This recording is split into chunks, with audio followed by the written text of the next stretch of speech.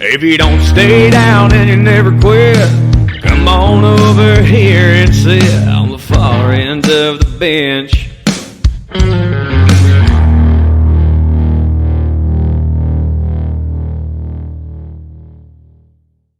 Welcome back, Benchwarmers, episode 129 of the Far End of the Bench podcast, presented by the Variety Sports Network with myself, Jimmy Pilato, my co-host, as always, Niko Bryant. Been going for quite a long time now. We've obviously been pushing through a lot. It is March, so everything is busy. I have wrestling finals on in the background. If you're a Benchwarmer getting to know me, and this goes for my lovely, wonderful girlfriend, she's going to enjoy that when she hears this part of the podcast. I fill out all 10 weight classes for the wrestling tournament, all 10 brackets. So, yeah, you guys fill out one bracket or, 40 brackets for March Madness, and I fill out all 10, and I try and pick the winners of like 800 matches. That'll take place over 4 days. But, Niko, March is here. I know it's one of your favorite times of the year. You've been catching up on your college basketball, making sure you're ready to defend your title. It's full madness, absolutely full mad/madness. You can label that the episode of this week or of next week when we get to it. It's mad/madness, and I'm knee deep in basketball. Obviously, I was able to go to the UFC fight this past weekend, so we'll touch on that a little bit later. There's a lot of news in the NBA coming around. We had some weird free agency stuff in the NFL also, so we may talk about NFL for the first time in a month. Who would have thought that would have came out of my mouth? But yeah, like I said, we have a lot of things great going on during the month of March. You just cannot beat this time of the year if you're a sports fan. It's one of the best. I think there should be a holiday worked in somewhere. You mentioned it. We're talking about the NFL. That's where we're going to kick things off. One of the so the quarterback dominoes did start to fall, and interestingly enough, wasn't much. The person who started it was Derek Carr. I honestly thought Derek Carr was going to probably have the highest price tag of anyone because he's kind of the quarterbacks that signed. So the three quarterbacks that got deals, Geno Smith re-signs with Seattle, and then Daniel Jones re-signs with New York. New Orleans picks up Derek Carr after he said goodbye to Las Vegas. Of those three, I would have thought that Derek Carr would have got the highest contract. It turns out, I believe it was Daniel Jones, right? He got the most money. He's $40 million per year. Yeah, and $168 million total over the next 4 years for what he did. I mean, I'm never going to fault a guy for squeezing as much money out of a franchise as possible. $82 million guaranteed.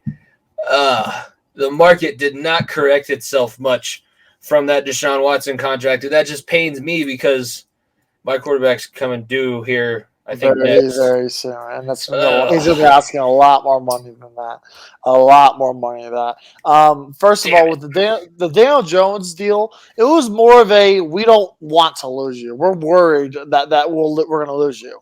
Right? The Giants felt like they're not going to be in the Lamar Jackson sweepstakes, which is it seems like a lot of people don't want to be in for whatever fucking reason. Yeah, and then, he's getting franchise tagged, is the rumors now. And the but that tender means, would you give up a first round pick for Lamar Jackson, Jimmy? Because I think most teams would. Depending on where you are, he counts as a first round pick. Like the 49ers, you're getting a pick in the 30, 31, 30 range. Yeah, I would drop my first round pick for Lamar Jackson. Deshaun Watson was what, 4 first round picks? 3? Or we can't use that. I know that's a point of reference, but there's a lot of teams that would love Lamar Jackson for a first or two, 1 or 2 firsts. I'll tell you that right now. Is all I'm going to say. But either way, Daniel Jones signing, it was more of a deal like, you know what, Eli Manning wants the Super Bowl. Eli Manning was never, ever the best quarterback in the NFL. He was always a top 10 guy. Do I think Daniel Jones has that ability? I don't know. I have no idea. But Eli Manning barely ever sniffed the top 5 in terms of being the best quarterbacks in the NFL when he was playing. Is he a Hall of Famer? That could be up for debate. But the dude won 2 Super Bowls off of a great defense and a great running game. That's exactly what the Giants are doing right now. No, they don't have the great defense. That's the thing. And now they don't right now. You put all your money into this quarterback position. How are you going to reload the defense. You already had money issues to begin with last year. You have to draft well, and right now Leonard Williams in the middle has been absolutely fantastic for them. The guy they got from the Jets, and they're just going to have to draft well in their secondary, and boom, you have Saquon, who you just franchise tagged over there, that you have set up your backfield.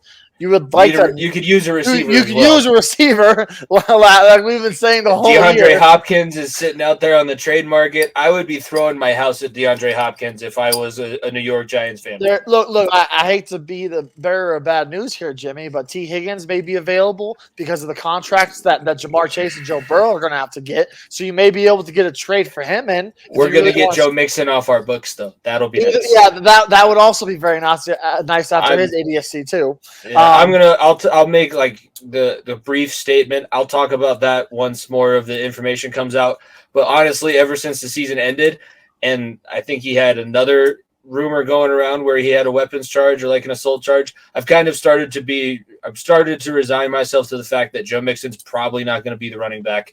I can't stand behind him as the running back of the team because all I've said, like, yes, he had the issue in college where we all know he fucked up. It's on camera. He beat the shit out of a girl in the bar. Who knows what was said that led up to the altercation, but it's obviously not right what he did. He had been proving himself to have moved forward, but now he's taking these steps back. I just want to make sure that I read enough on it and be able to express it in a way that is fair to all parties. It absolutely is time to move on in terms of getting a new younger leg in. Look, running backs don't last for long at all. What's it been, 5-6 years, however long he's on his second contract. I feel like he's already like we should have been looking at a cut situation. I think him and P. Ryan both. I think that they have guys that are already there to take their place, but obviously I think they would probably draft. Exactly. Get some young legs. Get a running back in the second round that if you do have Mixon for another year, then he can learn under him and he'll be the guy going forward, plain simple. That's what they try to do with Javonte, with Melvin. That's what they try to do with Phil, or they try to, but it ended up working out like that with Phil. But yeah, like I said, if you're the Giants, maybe you can see if a T. Higgins is available. You can maybe see if some of these other teams have receivers that they're going to have to pay their quarterback, right? Like I'm looking at possibly Jacksonville. Jacksonville's going to have to pay Trevor Lawrence in a couple of years. Obviously, maybe they're a year away from trading receiver. But some of these young teams with really great young quarterbacks are probably going to have to unload a number 2 receiver that could be a number 1 on your team.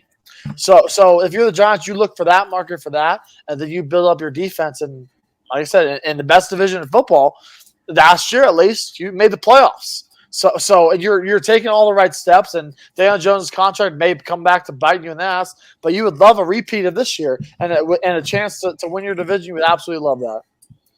And I think, too, a lot of the Giants' success comes down to the coaching as well because, yeah, they had a terrible roster, and you can put a lot of blame there. They had the same terrible roster the year before with it wasn't Judge that they fired. It was Judge. Yeah, they had the same exact roster as the year before, but the difference this year was the coaching. So if you can get a guy – like if you get a coach that's in the right situation, I think that's what won the Giants their Super Bowl. Yeah, Eli Manning made a couple of amazing plays towards the end of the game, but the Giants don't get to that point if they didn't have Tom Coughlin being super strict and introducing discipline. It seems like Brian Daboll's establishing something that can be continued and repeated. So I think that's where, if you're a Giants fan, I'm looking at that saying, this is where we're going to be successful. Yeah, maybe Daniel Jones takes a step back or stays what he is, and Saquon, hopefully he stays healthy. But if he stays healthy and balls out again next year, you're not taking him. You're not keeping him. That's going to be it and gone if Saquon balls out again. So you're hoping that coaching catches fire and continues to build on what they had last season. And who knows? Get into the playoffs, go on a run. You got there last season. I agree with you. But now won a playoff game also. Yeah, let's not forget that. Won a playoff game against your girls' team. Against a team that we all know shouldn't have, was way overrated. Playoff game. It was still a playoff win. Yeah, it's still playoff win. So thank you for that. I'm going to be in North Carolina with her family when they can listen to this. So that'll be fun for them. I think that the Giants, for what it's worth, and by the way, I have the ESPN grades pulled up for these 3 moves so far. They graded a C-. I can see where that is. I think, that's where the grade can change, is based on how he continues to grow with the coaching. If he believes that he's a $168 million man now and starts trying to play to win games and not use the running game or the defense, which I don't think anybody is expecting him to, that's where he's going to run into issues. Look, he doesn't have a coach running QB sneak on 3rd and 10 on his own 10. Okay, like, look at the difference that Trevor Lawrence had with Doug Peterson versus Urban Meyer. Like it makes such a difference. We obviously especially with the quarterback position, those two go hand in hand, whether you like it or not. Those two are the two guys that work together in unison to make the offense a consistent unit cycle. And right now, Brian Dable trusts him. Dable and Daniel Jones trust Dable, and that's the recipe you want to get back into the playoffs and make some noise. I agree. So moving to the Seahawks with Geno Smith, you're really hoping that was – yeah, I mean, it's a good story. And I think looking back 5 years ago when he was coming off of that debacle with the Jets and not really proving anything after coming in. Almost like New York, the Jets is a place for quarterbacks to die, huh? Yeah, it's starting to seem like a trend. It's starting to seem like you can maybe, correlation does equal causation in some instances. It doesn't always have to be separate. And that seems to be the case. But Geno Smith now, you're hoping that this was not a one-year wonder thing, not a Case Keenum situation, if you will, where he goes, it was a different team, but you get a whole bunch of money and then doesn't quite live up to the hype. So the deal put in place, since I have it pulled up, let's see. Oh, and they didn't. Oh, $32 million instead of $52 million. So it was a 2-year deal, I think, or something like that. I believe so. That gives them enough leeway of like, hey, if you start to downfall, we'll bring in your backup next year, or do that, whatever. Like they have draft capital thanks to me and our team over here. So I mean, they don't have the Broncos' first round pick next year, but they have a second and I believe a 3rd or something. So either way, you have draft capital. If you want to move up next year and you feel like Geno isn't going to be the quarterback of the future, which more than likely he won't be. It's a great story. Don't get me wrong. It's a great story. You have the ability to do that. If you feel like next year's class, which all signs are pointing to being an absolutely excellent class, you can jump up and get your guy next year. I think that they might be a little bit overzealous, except then again, it is Pete Carroll. Like I feel like they're going to draft a quarterback that they want to be able to transition to after this contract. I think that they're good. Like they're in place. They're planning on playing the veteran. But again, when that happens, like if they draft a quarterback in the first round or even the second round, you get these. We saw it here in Denver with Drew Lock.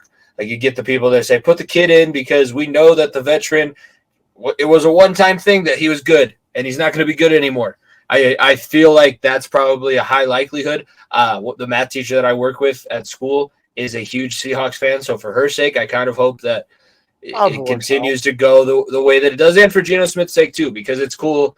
You don't want to see the game be unattainable for everyone.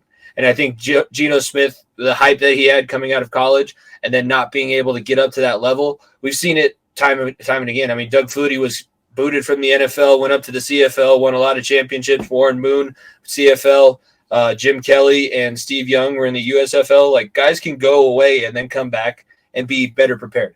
So I think that he's definitely matured, and I think that showed in how he played. So it was a good story. ESPN graded that B-. So they're it's not slightly a home run higher, but it's not going to hurt you at all. By the way, 3 years, $105 million is Geno Smith's deal. So that brings us now to Derek Carr and the New Orleans Saints.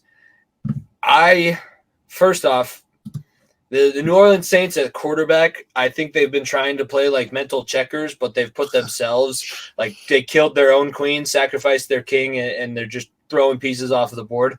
Because why did you have Jameis Winston last season if you weren't going to continue to try and play him? He said that he was healthy, but it almost felt like, and there's a rumor going around, like they mishandled his initial injury, so they were afraid to put him back out there because if he would have gotten hurt, they would have been liable even more so. So there's that conversation swirling about. And it was very clear that Sean Payton wasn't going to play Taysom Hill in like the full-time starting quarterback role. So why would you continue to like have him still be in the conversation? Just make him the X factor. He's going to line up at quarterback, this position, that position, but don't force him into that conversation to be your starting quarterback. And I think New Orleans was trying to do too many things. Yeah, too many irons in the fire. This at least calms things down because you know that a guy that you're paying the contract for Derek Carr, 4 years, $150 million and $60 million guaranteed, you know he's going to be playing. Look, this is a massive deal. First of all, Derek Carr was the fourth best, debatable third best quarterback in his division. He all of a sudden becomes the best quarterback in his division, Jimmy. Right? Kyle Trask might have something to say. No. But hear me out. Derek Carr still better than him. Whoever you want to throw out in Carolina, Derek Carr still better than Will Levis. Do we even need it? I mean, still okay. But here, my second point will come up here in a second, and then also Atlanta, for whatever reason, they're not in that Lamar Jackson. Desmond Ridder. Exactly. Out of those four, if I'm picking a quarterback, that'd be like, that guy can get me the playoffs more than likely. Out of the four, it's going to be Derek Carr. Yes, it's not much. Don't get me wrong, it's not much. But if there's one guy out of the four, I'm picking him. Your defense still has Marshawn Lattimore, still has Cameron Jordan. You have some decent defensive pieces. You have a young receiver in Chris Olave that could end up being something. You have the idiot that is Alvin Kamara in the backfield. If he's back healthy, he could be very, very good for you as well. They should pick up Joe Mixon.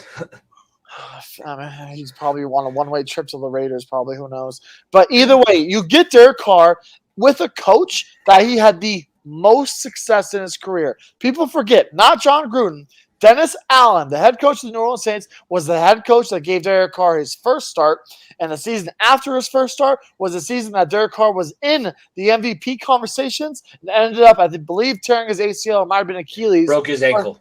Broke his ankle in the first round of playoffs. That was his head coach. 2 years later, they struggle without Derek Carr, bring in John Gruden, and the rest is history, right? So if there's one coach that's very familiar with him, it's Dennis Allen. And now that he's in a division where you don't have two Hall of Famers in your quarterbacks in your division and one all great talent in your division, you run into teams now that, frankly, all of them have quarterback questions and don't know who they're. Don't know who. Yeah, Russell Wilson's a Hall of Famer. He is a Hall of Famer. A Super Bowl. We can have this conversation, but no MVPs, no regular season awards, one Super Bowl, no Super Bowl MVPs. Eli Manning is a Hall of Famer, so is Russell Wilson. Either way, well, that's a debate for another day. And then just because he had the bad year, everyone can hate on him. But the dude was consistently a player who got his team above 500 every year of his career outside the last 2 years. That's 10 years of playoff football. So either way, that's a conversation for another day. But either way, you find yourself in a division where three of the teams have no idea who their quarterback's going to be. All three of them don't know. It could be Darnold, could be fucking PJ Walker, could be Will Levis. Could it be Desmond Ridder, or maybe they go out and get Lamar? Maybe it's Kyle Trask, or maybe they go get Jimmy Garoppolo, right? Like, you have the solidified quarterback in your division and a team that the Saints were on the verge of making a run at the end of the season to try to win their division crown. You don't have to be great to make the playoffs. You just have to win your division. And you host a playoff game. Let's not forget that. Right? You can be 8-9 or 7-10 and make the playoffs as long as you beat everyone in your division and the rest of your division sucks. And in the worst division in football, Derek Carr has that ability with the Saints. Derek Carr does seem to have one of the best setups, so it seems like it should work out. They were graded out as just a dead C, so not too much necessarily expected, but I think that's for the entire NFC South. And no slight to our guys out of your Falcon Minds, also on the Variety Sports Network. It's just like everybody's rebuilding. You all got really bad at the exact same time. You had all of your Hall of Fame quarterbacks retire all at once, so and Matt Ryan gets traded out of the division. I know you can say what you want about him towards the end of his time there, but remember, there is no quarterback footwork out of the shotgun without Kyle Shanahan and Matt Ryan working together in Atlanta, getting to that Super Bowl. So it's kind of just a rebuilding point. They now have the one solidified piece that you definitely need, who is going to be my starting quarterback, and how are we going to build things around him? Yeah, it's one big question mark that is not answered. It's now what else can we do? How else can we get better to win the division and then make noise in the playoffs? And like I said, literally all you have to do is win your division. You host a playoff game. That's massive, right? You just have to beat up on the other idiots. It's not a whole dogs race in the Western Conference of the NBA or the Eastern Conference in the NHL where I have to beat out the Rangers because they're in the other division and they've won 10 games in a row or whatever. It's beat your division and boom, you're in the playoffs. Your division is shit. It should be a good situation. I'm interested to see how it'll play out. And like I said, how they handle their skill positions, making sure their defense stays up to par. Let's transition into some of the more interesting topics, kind of not necessarily they're evolving sports, but kind of more outside of the sports realm.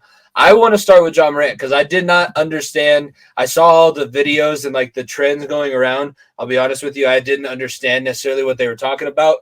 I don't know if I sent you the last Eminem rap from 8 Mile where he's talking about you wanted to try and be a gangster, but you went to a private school. I saw that one, so I was like, oh, maybe he thinks that he's a little bit tougher than he is and he's going to get in trouble. But go ahead. For the people that are like me, for the bench warmers like myself, what exactly is going on with the Colorado Police Department and Ja Morant? Yeah, let me put this in retrospective. Shotgun Willies. If the world does not know what Shotgun Willies is, don't search it up. Oh, boy. Just don't search it up. Oh, okay? that's where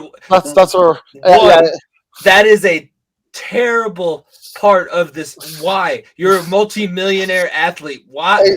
Yeah, I know. It keeps getting better, right? That is like the Walmart, the Waffle House version of those kinds of establishments here in Colorado. That gives us less than 2 hours after the Denver Nuggets beat the Memphis Grizzlies, like I predicted last week. Thank you very much. Everyone was on me about Saturday night, and look what fucking happened. Crazy how good the Denver Nuggets are at home, right? And how good the Memphis had our number one night. Crazy, right? Absolutely crazy, huh? Come at me with that slander now. And then so apparently there's a team meeting.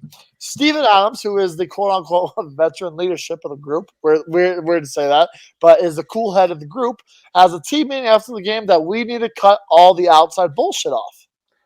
Cut it out. That means no more shit talking, no more this, no more that. No, just keep it clean, win the ball game, because you're the number 2 seed in the Western Conference, and you have everything going for you. Less than 2 hours later after that, Ja Morant decides, fuck you. I'm gonna go to that establishment, Shotgun Willie's. Like I said, don't search it up. It's not worth it. Down the street in Denver, brings a pistol into there. Seen on IG Live, roaming the pistol around, fully loaded, all that, and he got in a little bit of trouble. Let me tell you the little bit of trouble he's in.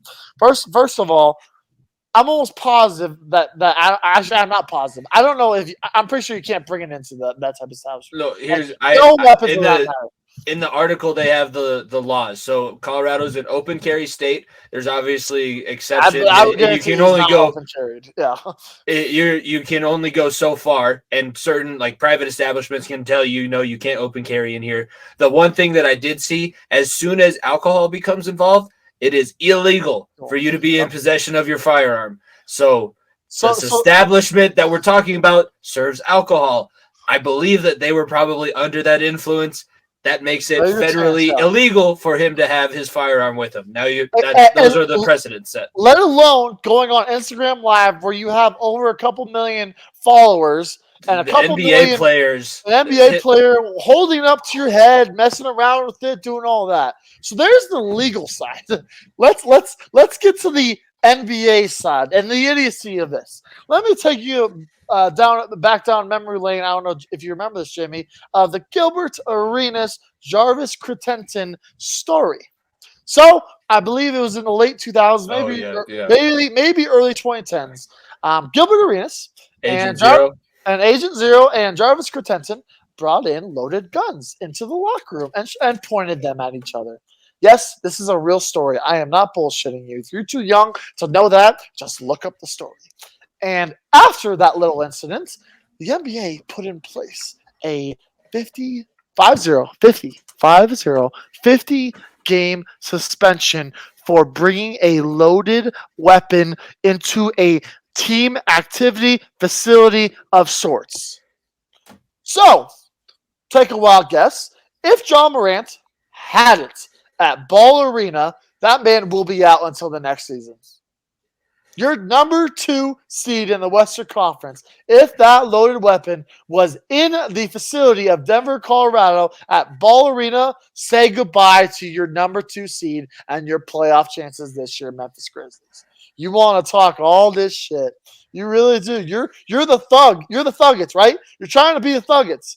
But the Thuggets kept their shit tight. And yes, they all would kick your ass at any point. Kenyon Martin would not take shit. Chris would not take shit. JR would not take. But they never did bullshit like this because they knew if they knew that you keep it tight and you keep it a close ship, and then and like if things happen, it's in house. Things are not known, right? If bullshit happens, it's in house and it is not changed. And you decided to put it out for the world that you have a loaded weapon at a strip club, and one of the worst strip clubs probably in the country that people fucking hate for whatever, that just absolutely hate. And you decide to bring it after losing and after your captain has a sit-down meeting and be like, we need to calm down and not have outside distractions motivate this team in getting to a championship. Here you are. If the facts come out and all this facts comes out about you having that weapon at Ball Arena, having it on the team bus, having it on wherever, your ass is done for the season. Hold that, right? You want to talk this shit? Hold that, right? Hold that. You want to be thugs? You want to do all this? Be the Thuggets? Your season's gonna be done. But one of the best regular seasons, not the best, but one of the best regular seasons Memphis Grizzlies have had in a long time since back in the Zebo and Marcus Gasol days. And here you are, just being an idiot. And I hope he gets the help that he needs because obviously there's something wrong with him. But at the same time, if you want to talk shit, you better be able to back that shit up. You set yourself up for total failure. You're on the road. So it's very unlikely that you had somebody in that city able that. So let's say his argument is going to be, no, well, the gun was dropped off to me afterwards. By who? Yeah, there's your next question, right? I feel like pokes a hole in that argument. And just there's the Thuggets. And we joke about how you can't win championships with all choir boys. And you're going to have some guys that maybe take things to a certain limit. You hope that it's never something like this. You hope that it's never something that will actively defame not only your name, which now he puts his family's name in a very bad place. You're defaming the name that you play for on the front. All of these kids look up to you. You are out of that draft class. Him and Zion were the number 1 and the number 2 guys, with the most hype. He was going to be on the cover of one of the NBA 2K games. And Slam Magazine. But now, how is a parent or a guy that's trying to get his kid involved in basketball or somebody picking up the sport, how are they going to watch the Memphis Grizzlies with Ja Morant on the team and be like, yeah, that's a guy that, they do the right things. They work hard. They play on the edge. They're not disciplined. That's all that shows you is that they have zero discipline and zero people in that organization really care to enforce any of it. There's a massive difference between the Kenyon Martins, the Kevin Garnett's of the world that took it to the extreme on the court, that they were bullies on the court, that you did not want to look at them the wrong way or they kick your ass, and being an absolute ass and breaking the law and doing things off the court to bring distractions on your team. Kevin Garnett was one of the most notorious shit talkers in NBA history. You ever looked at him on the court the wrong way, he would fuck you up mentally, physically, and just drain you until you're like, is this guy really fucking, did he really just say that? Is he still talking? Right? Is he still going? Like, what the fuck? We're down by 20. Can we just fucking stop? And he just keeps going. But after the game, he minded his own business, said, get the fuck away from me. I'm going to handle my business on the court. And you know what? After the game, after the season, you want to go train together? We can do that. But we ain't friends right now. And Ja Morant's just taking it to an absolutely different level. And I think you put the nail on the head, right? Putting this distraction on this team is more detrimental than you could think. Look, we can say what we want about Draymond. We both don't love Draymond. He's absolute shit on the fucking court for anyone that plays against him. And But on the practice court to his teammates. I was about to get that. But outside of that incident, for 10 years of his career, you never heard anything. Never heard anything off the court from him because they're winning. Because he knew that right now the team needs me and I have to buy in if I want to reach the ultimate goal. And now he's been to the mountaintop. Obviously, the thing with the practice court happened, and look where the Warriors are at right now. So, like I said, these off the court things, people think they don't take into account. They absolutely do. There's massive distractions. It's walking to the locker room, looking at the starting lineup. Oh, Ja's still not playing tonight. For that little thing that he did, how many questions am I going to have to field from the media after this game about it? It's not questions like, "Hey, you only had 2 assists tonight. What do you think you can do better to help the team out?" It's more of like, "Hey, how is this distraction with Ja Morant doing?" You'll be like, "Next question." It brings a mood to the locker room that changes everything, and the fact that he's doing this. Like I said, he's one of the most exciting players in basketball. He's a guy that I think he's top 5 in jersey sales. A lot of kids are looking up to him and his high-flying abilities because he's a point guard, and he's just draining it down the absolute drain. It's unfortunate to see. It's more likely than not because when these leagues go ahead and give all this millions of dollars to people from poor backgrounds, and I mean that in a social sense where they don't have the wherewithal, like don't put yourself around bad people, don't be around bad influences, and don't be a distraction or a negative influence on the world. They just don't teach those guys that. And it's unfortunate that the people who need it the most very rarely ever get the help that they probably deserve. And who knows? He probably might not even think that he did anything wrong. It's very clear, like you can maybe it'll all depend on once everything is figured out. If he has to, I think that he would issue an apologetic statement. If it's sincere, then yeah, I can get behind you again, and I can say you're a young kid. You'll learn from this. And Jimmy, we're near a week. We're near a week since this happened, by the way. I think that what he's doing, because the investigation's still ongoing. The CPD is obviously, yeah. CPD is not getting very close to. I mean, and hey, Colorado Police Department. We're Nuggets fans here, all right? No, have a little pride here. Don't go easy, all right? Don't go easy. Have a little pride. Okay. Let's talk about the Denver Nuggets because now 2 of the bigger NBA personalities on that ESPN platform, JJ Redick and Kendrick Perkins. It was almost if they were in the same studio. Jimmy, I need to talk louder to win my point. Hold on, let me yell over your talking to make sure my point is proven. If they were in the studio, Jimmy. Yeah, no. Here's the thing: Stephen A. Smith was also involved in that segment. He was the least annoying part. That's all you have to know. JJ Redick, obviously not annoying. He was trying to get his point across. He was very annoying. That's the only point he's ever been annoying. Yeah, well, I just don't get what it. I mean, why? Why do we have to continue? And by the way, when you click on just the NBA tab here on ESPN.com right now, as I'm looking at it, the first article: why Denver's biggest edge could dissolve come playoff time. What the hell did we do to anybody? What the hell did Jokic do to anybody that forces? Why are they so mean? What do we do? Nothing. We did fucking nothing. Absolutely nothing. Jokic has also done nothing. He straight up said, "I don't want to win the award." Don't give me MVP. It pisses people off. I don't like fielding questions. I don't want MVP. I don't want to play in the All-Star game. And people are like, fuck you for not wanting that, right? He's sandbagging. He definitely wants it. Fuck, here we go. He's stat padding fouls now, everybody. Take away his MVP because of that. Bro, his arms are so fucked up. He's getting fouled more than anybody, and he doesn't complain about it. Unlike a lot of people I don't know about that. You know, basketball players live to complain about fouls that were not called. So he does. I'm gonna give him a little bit of slack. His arms also get torn to shit. I love Yoke, but he also fucking complains a lot too. So I'm not gonna give him all that. But let's I have a soccer player in my class. I told him I gave him a yellow card today, and he did the whole what are you doing? I said I'll give you a red. I will toss your ass. I will toss you. Yeah. All right. Let's dive into this just idiocy. Absolutely idiocy. First of all, dumbest 4 minutes on television. I lasted this is gonna sound so long. I lasted like a minute just fucking dealing with that.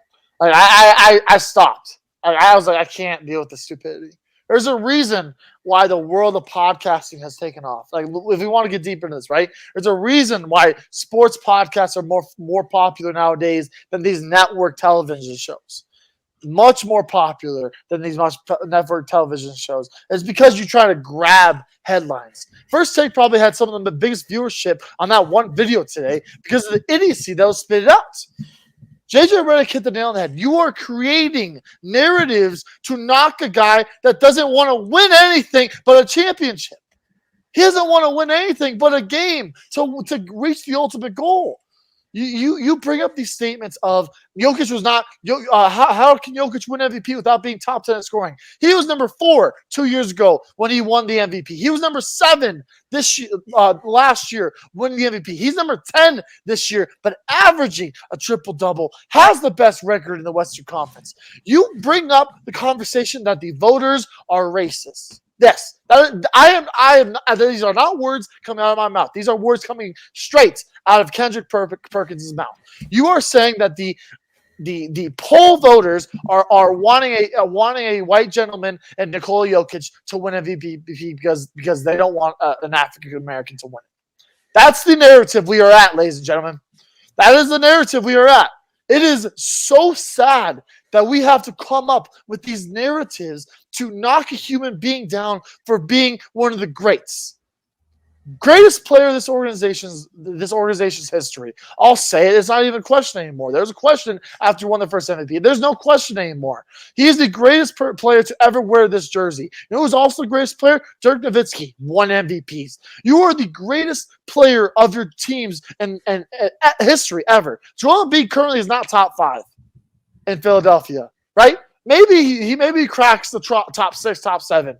But the guys likes of Dikembe, Allen Iverson, Julius Erving, I could do a list of names that are still better than what he ever was. Nikola Jokic is a standout player that does not care about anything you have to say, anything the media has to say. He joked with the triple-double after, I forgot who we played. He was like, Jokic triple-double. How do you feel tonight? He was like, I guess that's pretty good for a stat pattern.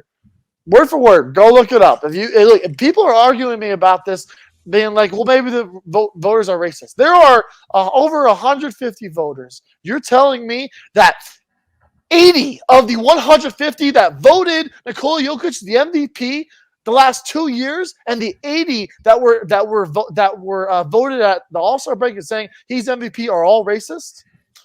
Right? You got to fix your system then, because that's a lot of bad people that you have voting for you. I am not trying to be political by any means. By any means. I absolutely believe Joel Embiid deserves a chance at MVP. He deserves to be in the conversation. By any means.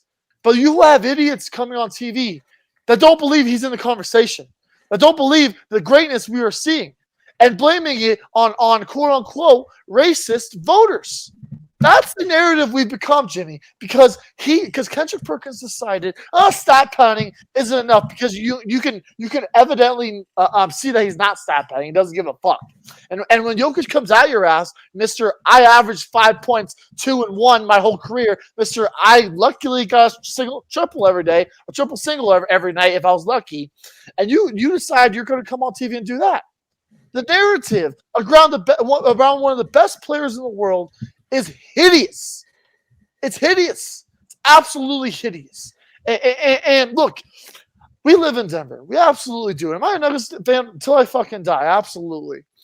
And do I have some leniency towards Jokic? Absolutely, I do.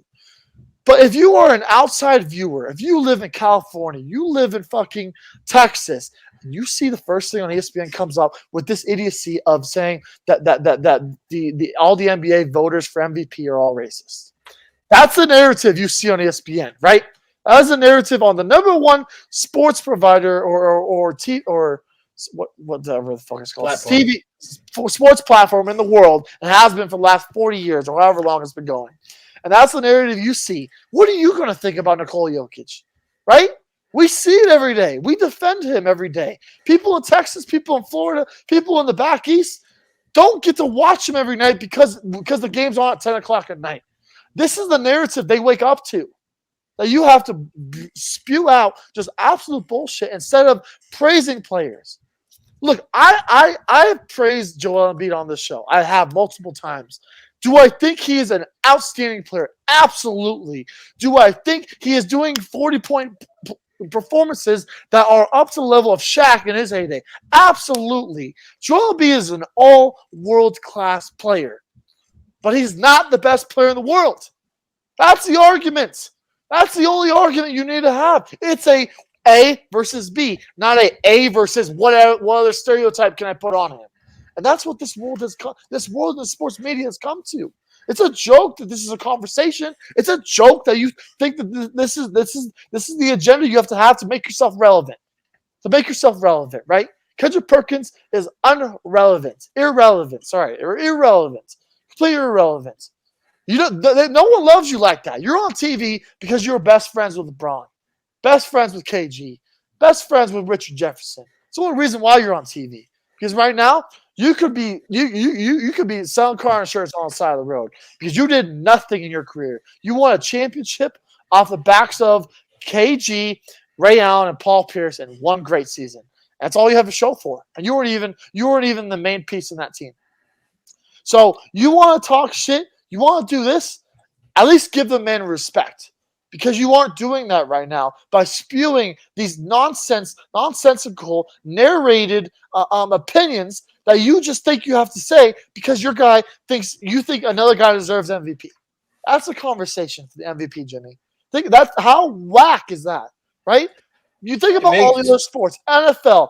There is no conversation with Aaron Rodgers. Yes, he has some dumb shit off the field. Absolutely does some dumb shit. And people are like, well, he's a fucking terrible person for all that. He's still an absolutely incredible player.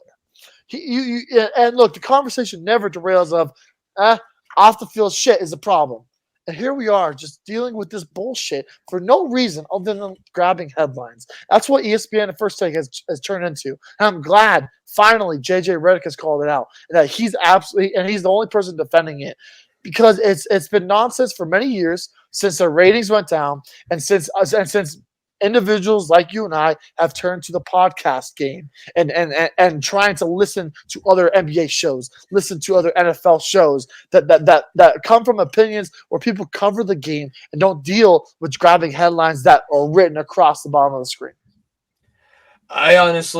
People are going to say that they try to grab those headlines because the viewership it's up from what it has been, but it's not anything compared to the NFL.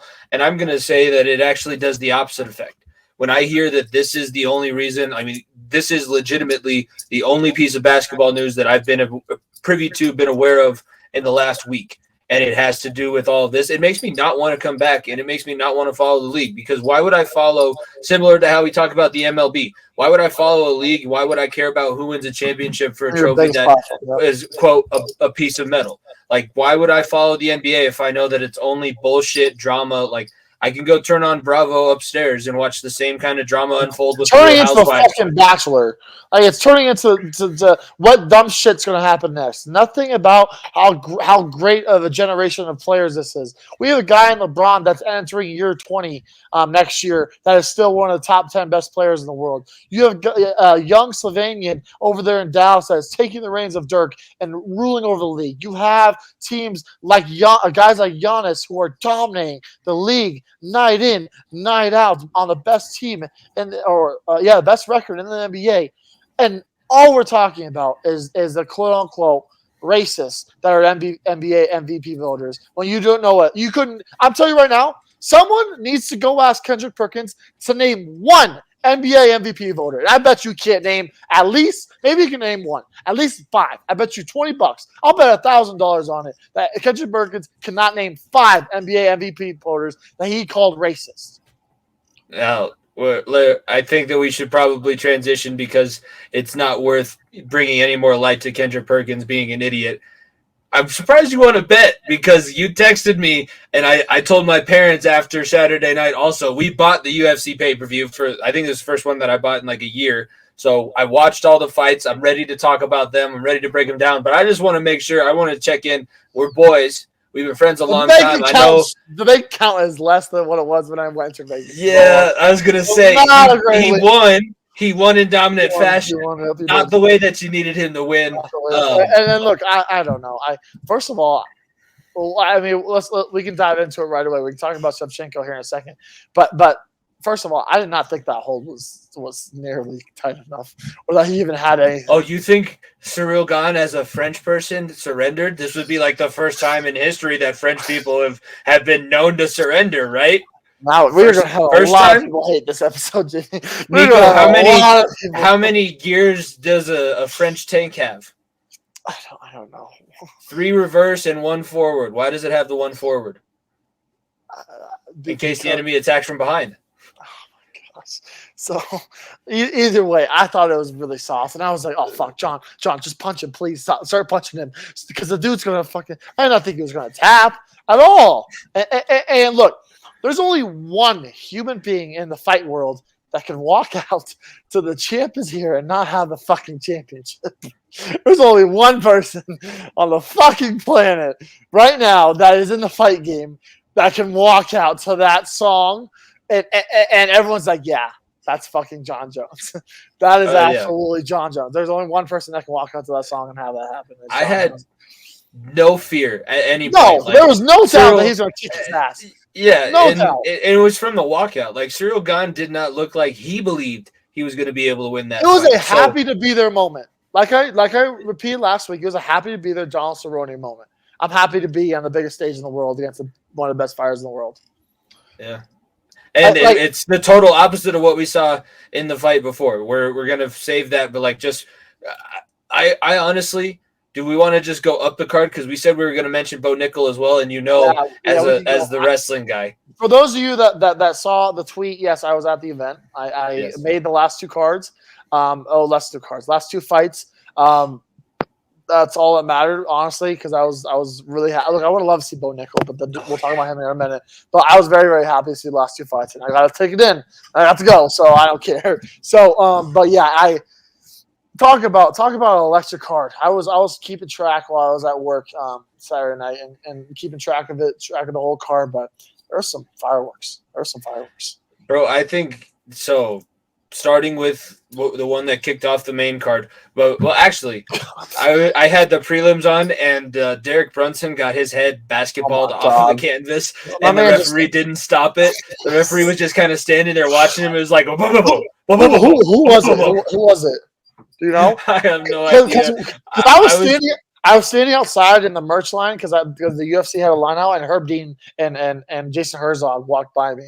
I didn't want to get out of the merch line because it was way too damn long, but I saw them. Herzog. It could have been one of those two, and I saw them walk out of the arena after that. I felt so bad. So that was the first thing that I remember from the card. But then Bo Nickel goes out there, and maybe minus 700 was too light. It could have been, but here's the thing: did you? I know that he has to sell the fight, but Pickett, I honestly believe, kind of thought he had a chance. He goes, "Oh, this guy's had 4 professional fights. I'm going to murder this guy." That's the attitude you need to have. Okay. Let's acknowledge here. Let's bring out some WWE. Acknowledge the fact that Bo Nickel is the best wrestler in the UFC right now. Yeah, that goes the best. Daniel Cormier said it better than anybody. So David Taylor right now is an Olympian. He's on the World Olympic team. I think he just won a gold medal for the first time in his life. He could take anybody down in the UFC right now. That is not named Bo Nickel. Bo Nickel and him can have an actual good match. That's the high level wrestling that you're seeing. And I texted you this because I know you've rolled jiu-jitsu, me being a wrestler. When you wrestle a high level guy like that, it is a different amount of weight that you cannot describe. It is a boa constrictor. Once he's on you, you're not getting him off. And by the way, he went from the knee to the body all the way directly around with both hooks in a matter of he hooked the stubby in, and it was he was on his back and had both hooks in, and there was nothing Pickett could do about it. And then gets his head twisted off, and not even a true choke. He didn't even have the neck. I mean, this guy has everything you could want, and the question is going to be like, obviously, is a stand-up game going to be there? And my counter to that will be, It's the only thing he needs to work on. It is the only thing he needs to work on. It's the only thing. If he wants to go into a fight camp, be like, oh, this guy's pretty good stand up. I probably should be able to stand up and box a little bit, but I'll take him to the ground and after that in 2 minutes when I get my chance. That's the only slide against doing a game. We're talking about a guy that's 4 fights into his career, Jimmy. Right? Oh, he has so much potential. So much potential with the level of his wrestling. I would say he doesn't even need to get good at throwing his hands. Get good at defending with your boxing, and just get to the point where you can grab somebody and take them to the ground. Yeah. Because if you can grab a hold of somebody, it's over with. So just make sure that you're not getting knocked out by these middleweights. I think he should drop down. If he's fighting 185s, he should drop to he's fight too 70. Small for 185. And it's weird with his body too. If you look at it, his right side is bigger than his left. It's like that's obviously his dominant side, but for those listeners out there, that could mean a multitude of couple things. Why his right arm is a little bit stronger than his left hand, but I don't need to go into that. Wrestling is a lonely endeavor. You spend a lot of time, you spend a lot of time competing. Is how I'm going to put that. He has the worst cauliflower ears in MMA right now as well. Those things are nasty. Adds to the grittiness. I love it. I still kind of wish he wanted to go, and if he tried out for the Olympic, if he goes to the Olympic trials, there's a high chance that he makes the team and wins a gold medal. I still kind of wish he would have done that, but it seems like he's making a decent choice for himself. He still probably could, The UFC would probably let him too. How old is he? Do you know? 27. Oh shoot! I was gonna say if there's one guy to break John Jones's youngest champion record, it would be him if he was under. He spent too much time wrestling and dominating college wrestling, dude. That's his final season. These guys like Spencer Lee is another one. I don't know if you're familiar with him. He's the guy last year that he won a national title in his post-game or post-match interview. He's like, yeah, I had no ACLs this wrestling tournament. I didn't tell anybody because F excuses. He just was untouchable. Like he would wrestle these college kids and I would feel bad. It's not a fun experience, and he's something else. He's something else. Look, it's going to be the first fighter in UFC history to get a number after his name after 4 fights. Or was it 5 fights now? No, that was his fourth. He is now 4-0 in his professional fighting. He'll have a number next to his name, and he'll the only person he needs to fight is a ranked opponent. Literally, like anyone with not a number next to his name, like is going to be feeding blood to a shark. Like it's going to be as quick as that. Quickly, I did want to mention that lead into the co-main event because I've seen him fight before, but I didn't recognize it. But Shavkat Rakhmonov is a dog. Oh, dude, I caught the end of that fight. Oh, my God, I caught the end of the fight. And Jeff Neal is no slouch at all. No slouch at all. He's not. And kudos that they were doing they did the video package. He was septic a very recent time ago, which for those of you who don't know, that means his waste from his colon had transitioned outside of his stomach lining, and his body was basically very close to just shutting down because it's toxic. Him and poop is toxic when it's not in your colon. So Jeff Neal is a tough bastard, but it's the same thing. I was talking with my dad about it, like for those Eastern European basketball players where guys in the Olympics say like, hey, you can't talk shit to them because they're used to having bombs dropped on their house. Like, if I don't play basketball, I'm going to have to go fight in the military. Like, there's nothing you could do. He was taking shots. Like, Neal was trying to give it to him, and he was able to walk through it. Didn't have to go for the finish. I think that it was pretty clear he'd won at least 2 of the 3 rounds at that point, and then just finishes it off with a beautiful rear naked choke and chokes the guy unconscious. He needs to. I feel like that's the final stepping stone. He's gonna bump into now the top 5, top 10 at welterweight. What was he like, 8 already? He was 8, so he'll probably jump top 5. Yeah, I think he'll be close to the title. Rogan thinks he could get a title shot after that performance. I think he needs one more. I think Daniel. What weight division is he in?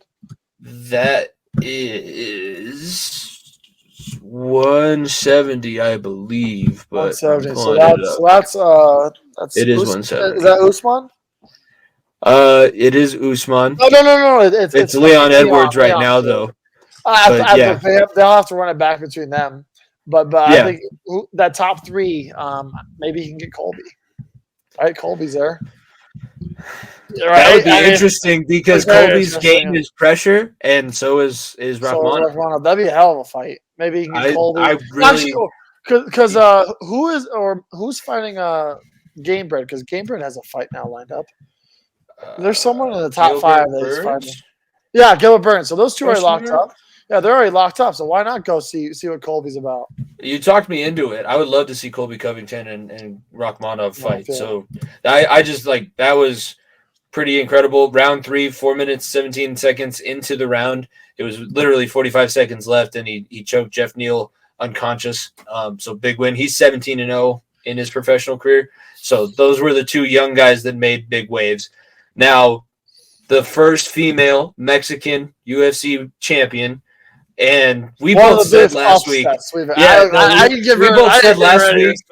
I'm so sorry. Terrible takes last week. That was not good for the two of us. That looks bad because now people are not going to take us seriously at the UFC. Yeah, no, we definitely should have called in Rev because he probably would have set us straight. Alexa Grasso probably has the best boxing in all of the UFC or the Christmas boxing. That's what Daniel Cormier has said in watching her fights before. And they also mentioned too, she is the Mexican analyst for the UFC. And when you're able to have that role and then also fight, you see the game differently. You pick up on tendencies. She's probably called or been a part of numerous Shevchenko fights, seen everything that worked and didn't work against her. And at the end of the day, it was just fucking willpower because she was still getting beat up. It was a hell of a fight back and forth. I think that you could probably say it was going to be 2-2. Shevchenko, I think, won rounds 1 and 2, and then Grasso came back to win rounds 3 and 4, and they were about to finish round 4, but then 4 minutes 34 seconds at the round, you get a rear naked choke finish, and it wasn't even on the chin, but that neck crank. Oh my God! You see the picture of Valentina's? Her chin was white all the way across. It was as tight as it could be, and with a strong Villa La Mexico crowd, obviously in Las Vegas, Nevada, everyone was behind her there. It seemed like Valentina is an absolute legend of the sport. Did I ever think that this girl had a chance? No. Like I said last week, I didn't think she had a chance at all. But her boxing to be able to block Valentino's kick, and look, she watching the training videos, she knew what she was going to do. She said, at some point, Valentina's going to throw that spinning back kick, and that's when I jump on the back and end it. Yeah, it was to a cue almost. It was like she's going to do this. That's when I go. I get on the back, end it right there, and it was as timed perfectly as possible. You block, I believe that with the left hand, you block the kick, or with the right, you block it all the way around, get to the back, jump on, lock both legs in. It was almost simultaneously. The kick missed. Got on the back, got the chokehold in, end the fight with less than 2 minutes in the round. I mean, like I said, less than 30 seconds in the round. When she locked it in, it was like a minute 30. She sat there for a minute with it locked in. I thought that, is Valentina really going to last a whole minute and a half in this chokehold to try to get to the end of the round? It would have been absolutely astronomical if she did. But I mean, what an absolutely excellent game plan, absolutely excellent performance from Laura Grasso. Absolutely world class.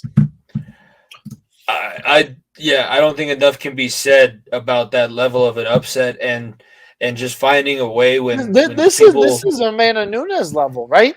For how many years in a row, Jimmy, was it Valentina and Amanda Nunes and no one could ever touch them? We're seeing a new wave. That's the thing. When something happens the first time in these extreme sports, it tends to happen again. That's the trend picks up. Like nobody could hit a 900 on a skateboard until Tony Hawk did it, and now everybody can hit at least a 1080. So it builds on top of itself. And it's funny the parallels that you can grab. I likened it back to that Luke Rockhold Chris Weidman fight, where Weidman was really winning. Like Rockhold had nothing to do for him.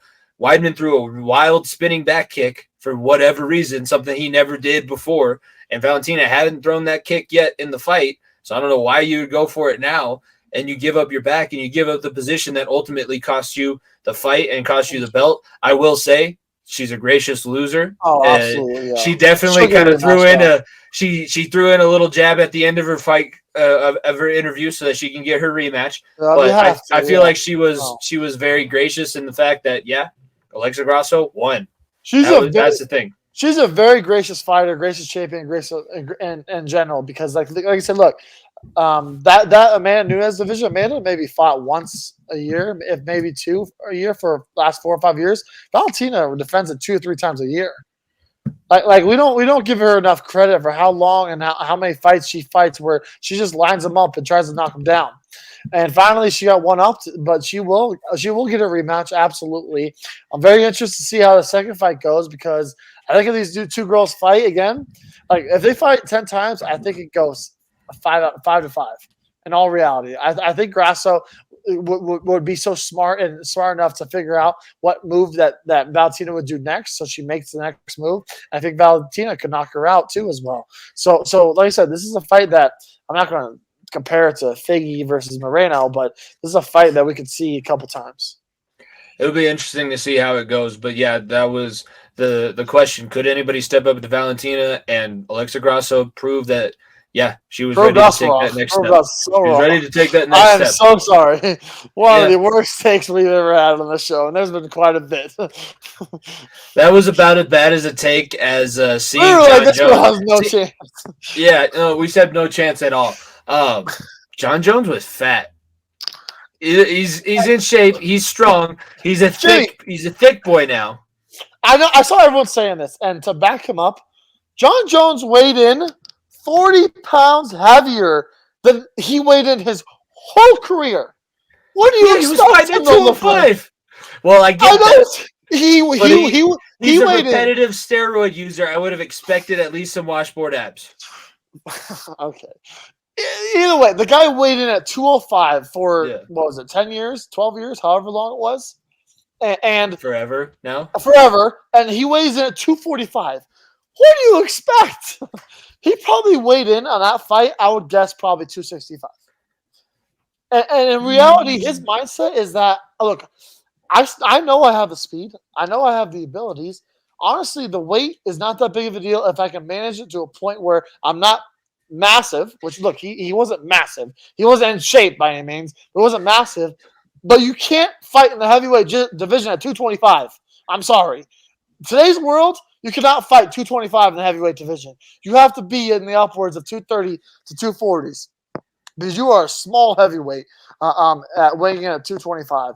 And John Jones did exactly what we all thought outside of the finish. He came in like a champion would and realized what was the stake ahead. I have a chance to be the baddest man on the planet.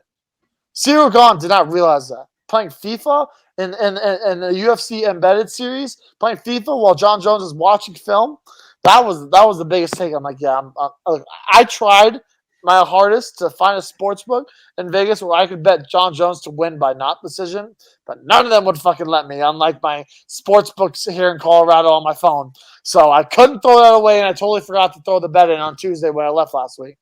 But either way, I think that what John Jones proved is that he is the baddest man on the planet. And look, there's one person that I think that could stand up to him in the heavyweight division.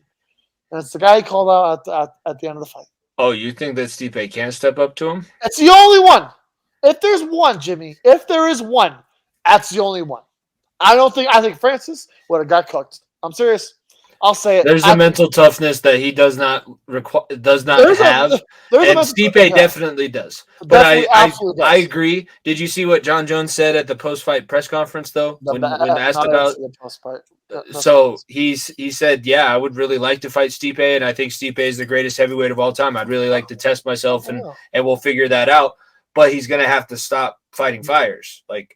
If you're gonna, with what we saw from John Jones, and the better and more comfortable he gets at this heavyweight division, it's gonna be the same thing as light heavyweight. 2.5 years off. You have to fight your Alexander Gustafsson level fight from the first one every time that you fight John Jones, and he could possibly not train. He will pick how to beat you. He will pick how to beat you. It will take everything that you have, and you'll have to hope that he makes a mistake. And for Stipe, I think I agree with John Jones. You're probably going to have to not do the volunteer firefighting thing. Dedicate yourself to figuring out how you're going to beat John Jones. You know that mentally, you two are going to be on a very equal playing field. Absolutely. Wrestlers are mentally tough. Those two are from a wrestling background, and they've been in wars before. Like they fought. It's not like it's the first time for either of them. It's the biggest fight the UFC could maybe ever have. I'm talking UFC 300. I'm talking Madison Square Garden. I'm talking one of the biggest fights in UFC history. And that's weird to say. It's very weird to say. But if you were talking about the GOAT of the light heavyweight division, you were talking about a guy that's, I don't know if he's a GOAT of the heavyweights. Obviously, we can have a conversation for another day, but he's in the conversation. It could be the biggest fight in UFC history, possibly. I'm serious when I say that. Like, look, Stipe is not what he once was. Obviously, the Francis fight and sent him back a little bit. But he's still a top level fighter. And those two on a collision course with one another could it could be Mark Henry versus the Big Show where the ring falls apart because of these behemoths just fucking two tigers and two lions fighting it off against one another with all their will. That's the only fight or the only test he'll have. Because Cyril Gane, he walked through Cyril Gane. Cyril Gane is a mental midget. He proved that he's a mental midget on Saturday night. He hasn't fought in 2.5 years, obviously because of steroids, and then also because of the time in between fights or whatever. So he hasn't fought in that long. Cyril Gane has been beating a lot of the heavyweight contenders, beating them all. Not Mark Hunt, Tai Tuivasa. Okay, I can't think of all the names off the top of my fucking head. Derek Lewis. Either way, there's a lot of names where he's beat, right? He held the interim title. John Jones stepped to the plate and said, "Give me your best pitch, and I will knock it out of the park." And he did exactly that. There's no stopping this man outside himself. We've said it for how many years? No one can stop John Jones outside of John fucking Jones, right? Like there isn't a man on this planet. There isn't, and I'd be hard pressed for you to find me a person.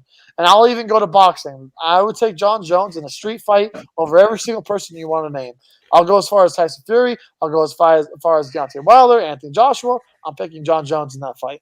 He's that bad of a man, and that greatness of fighting level that it's going to be hard to touch him.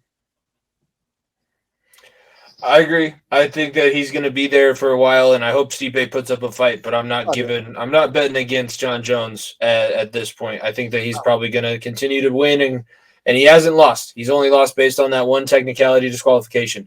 I'm going to call it. I can't go any further. Spring break is next week, so I'm looking forward very much to that. I'll have my hair cut, my beard trimmed. Niko, at FEOTB Pod. Everybody should follow, subscribe to the YouTube channel. Next week, we will have our March Madness episode. We're going to talk about the bracket, maybe reveal some of our picks. We are going to have our far end of the bench bracket challenge, so make sure that you submit your bracket before the tournament starts. Selection Sundays this Sunday for both the wrestling and basketball tournaments. I make sure that I throw that in there. I won't make the bench warmer sit through another Madness episode, but I might do some different YouTube stuff as I go through and recaps. And it'll be more than likely my first ever hosting job. So let's see how this fucking goes. And the good thing is when it's live, all you'll have to do is make sure that you hit the "Let's Go Live" button. The play button, and just let it run. So we'll just let it roll. You're either going to figure out that my job, you never want to have my job, or my job is way easier than you gave me credit for. It's probably going to be the first one because you do a lot and you're so incredible with setting all this up that I may struggle like a motherfucker. But you know what? We got to give the people what they want. And I gotta go to vacation and see the parents. Exactly. I gotta meet the possible future in-laws. Okay, fair enough. I get that. But like I said, we'll get a live show for you all next week. Obviously, the games start next Thursday, maybe Friday. So luckily, you don't have kids watching it in your class. So there's a positive for you. So at least your school was smart and worked around the basketball schedule. So that is true. You got that going for you. But yeah, like I said, we'll have all that coverage. It'll be more than likely me and Jeremy, maybe try to get one more person on to cover. But yeah, we'll have a great bracket breakdown for everything. And like I said, there's only going to be a couple days where you can sign up on our tournament challenge. We won't have an episode, quote unquote, until the tournament challenge goes live. But once it goes live, jump in there right away because you only have 3 or 4 days to get in before the brackets get blocked off. So we'll post about that. Keep on the lookout for all that because, like I said, we'll do another shirt giveaway and do something with Variety Sports Network too to get a shirt giveaway or something along those lines. We'll figure all that out for the winner, unless it's me. Yep. Unless it's me, unless it's me, then we'll give second place their trophy again. At FEOTB Pod, make sure you follow, turn on your notifications, subscribe to the YouTube channel, check out the Variety Sports Network at Variety_Sports_. I think that's gonna do it here, episode 129. Thank you very much for tuning in. For myself, Jimmy Pilato, my co-host Niko Bryant, we appreciate everybody tuning in. Stay safe, bench warmers. Enjoy March Madness and Madness, and we will see you guys live next week here on the Far End of the Bench podcast. If you don't stay down and you never quit, come on over here and sit on the far end of the bench.